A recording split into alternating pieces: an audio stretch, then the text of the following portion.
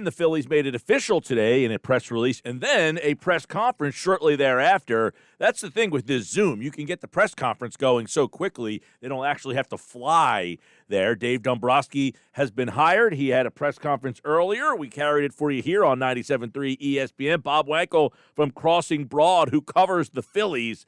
Love to get his insight because a lot of people wondering. You got Dave Dombrowski. Seemingly, Bob is a win-now guy. I mean, 64 years old. He doesn't want to sit here through a rebuild. But what was your initial reaction of the plan bringing Dave Dombrowski in to run this organization?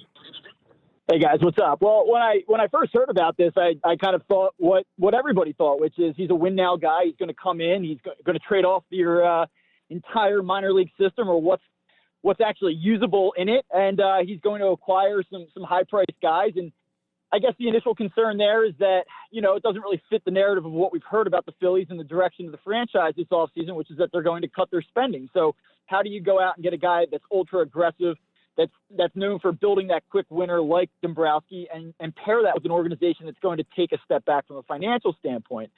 However, after listening to what I listened to today, my sense overall is that I almost feel in a way that John Middleton is sort of taking a pause this year and saying, you know what, we're going to use 2021 as an evaluation period. This is a mess. Our organization is a mess right now from a baseball standpoint.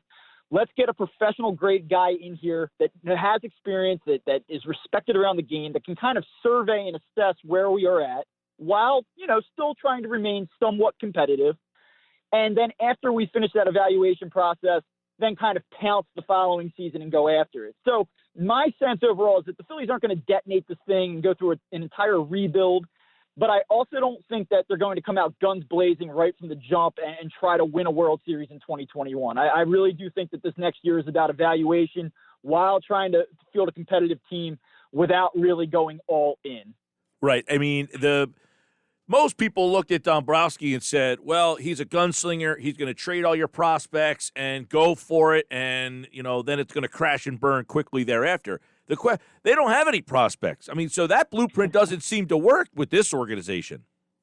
Yeah, I mean, he specifically referenced the Phillies' first-round pick from this past year, McAble, said he really liked him. I don't get the sense that is what he is going to do here. I really don't think it's going to be, trade off all the young guys, go heavy up top. I just don't think that's the case. And if you look at what he did in Montreal, I mean, we're going back a long time now, and you look at what he did in Florida, 30 years ago.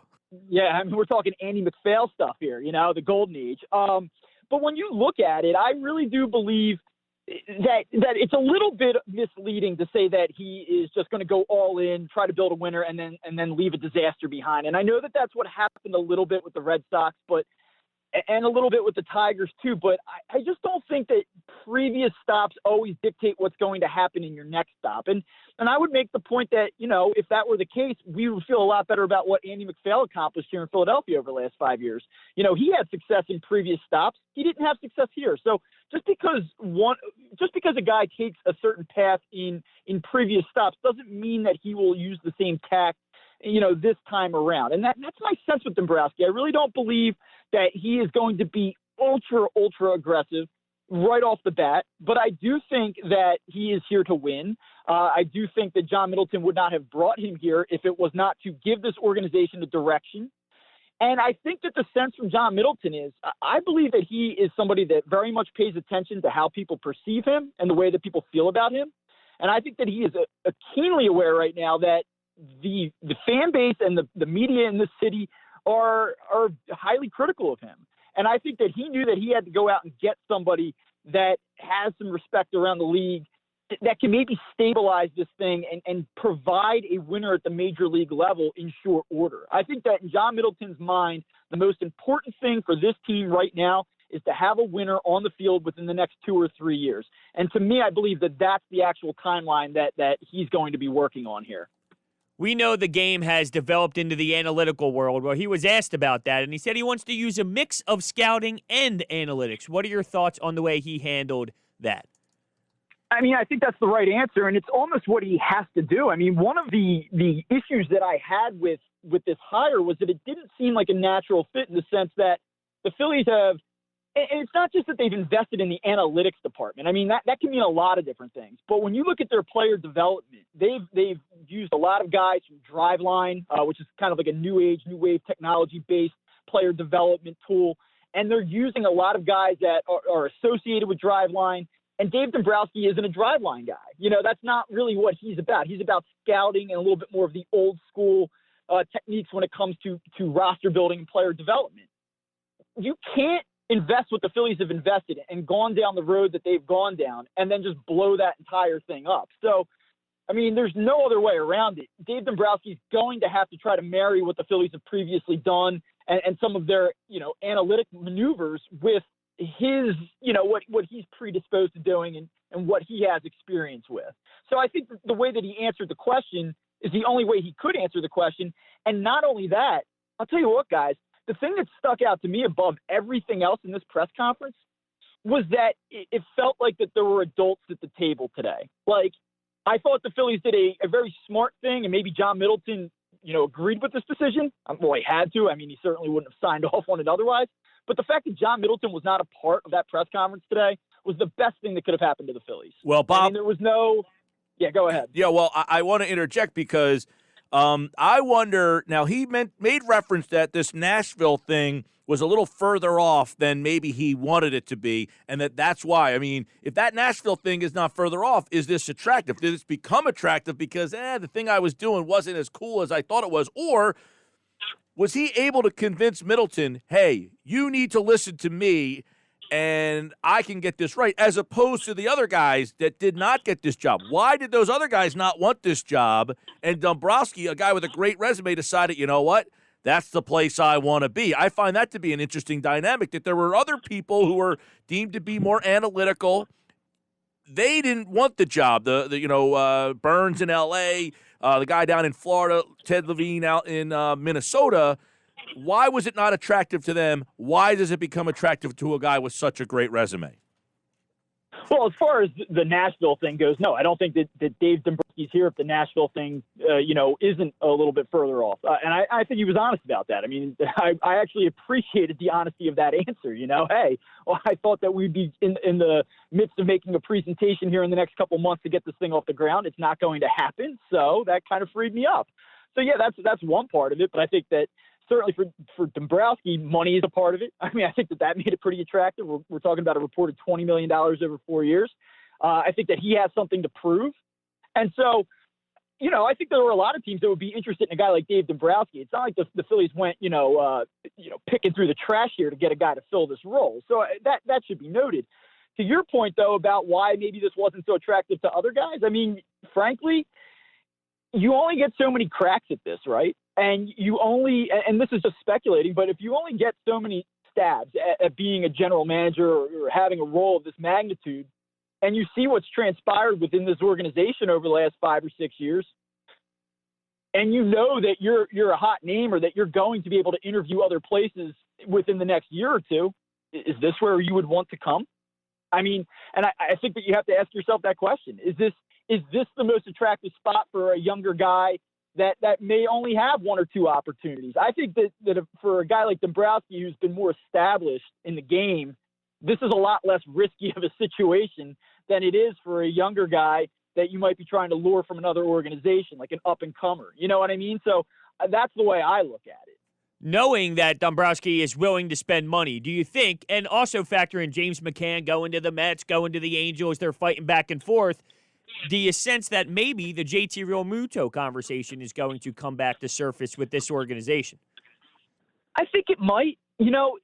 All it takes is one team to come in and be ultra aggressive and offer $150 million. And, there were reports that JT Realmuto wanted $200 million at one point in the last year. And that's just not going to happen. And so, yeah, I mean, if the price comes down and there's not that much interest from other teams, or the interest isn't as significant or as aggressive, I think the Phillies have been honest in their answer that they want JT Realmuto, that everyone in the organization likes him. He said that today. Work out.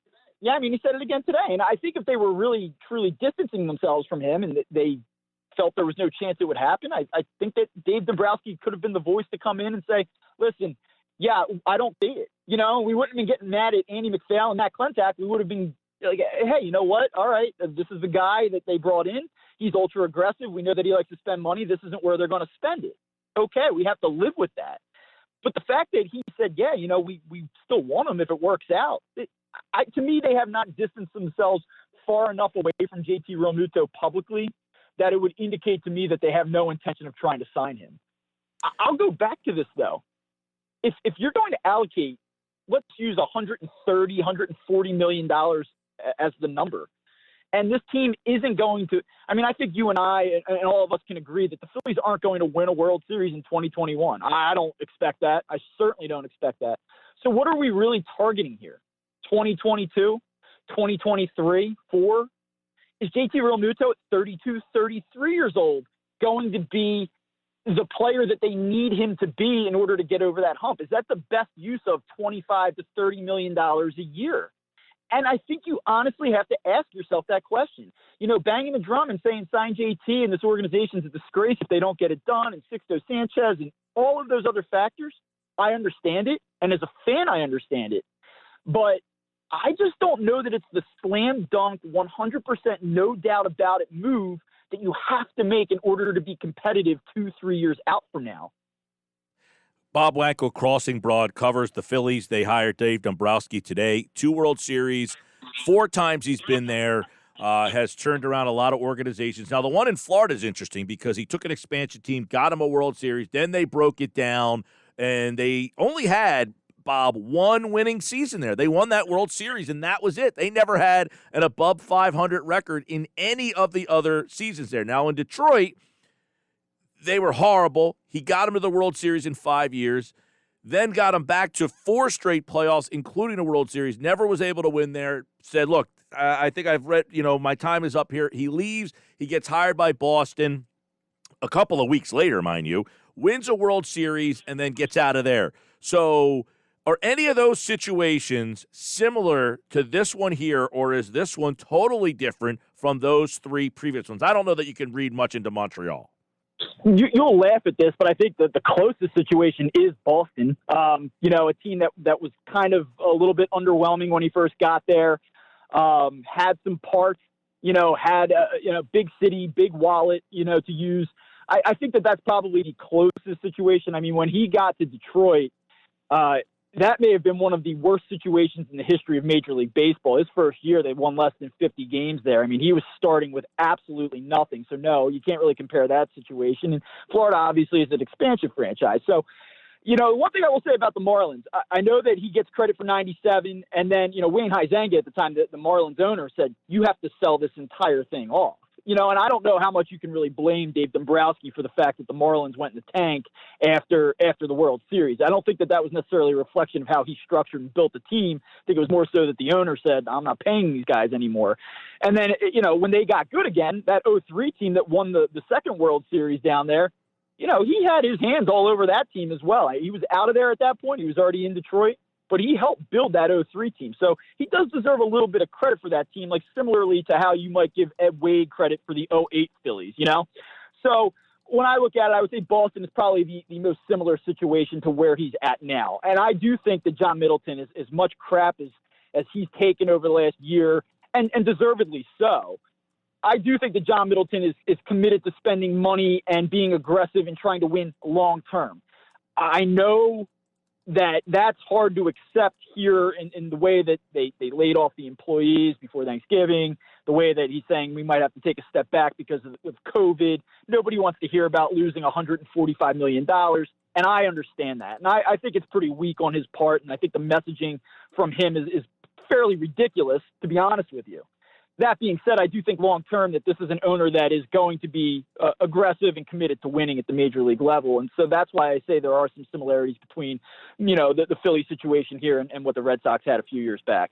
Bob Wankel, Crossing Broad, does a great job covering the Phillies, and they now have their first new president of baseball operations. He's going to run everything, we would imagine, and we'll see what ends up happening. The offseason is here. Will it make an impact this offseason? Well, stay tuned to find out. Bob, have a great holiday, man, if we don't catch up, and we'll talk to you soon. Talk to you soon, guys. Thanks. Bob Wankel, like all guests, appeared via the Boardwalk Honda Hotline.